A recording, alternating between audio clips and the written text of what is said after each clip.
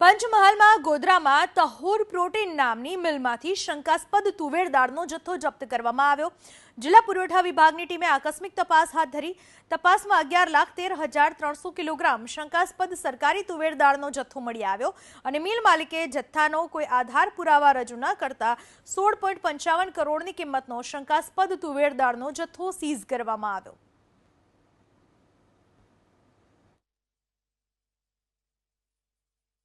ઇલિયાસભાઈ મોહમ્મદ હુસેન અને સુફિયાનભાઈ મોહમ્મદ હુસેન દ્વારા આંધ્રપ્રદેશ ખાતેથી જે સરકારી તુવેર દાળ છે પીડીએસ અને આઈસીડીએસનો જે જથ્થો છે એ જથ્થાના એક કેજીના જે પાઉચ આવે છે એ પાઉચ અહીંયા લાવી અને તેને તોડી અને એ તુવેર દાળને કાઢી અને 50 કેજીના જે બેગ આવે છે એ બેગની અંદર ભરતા હતા।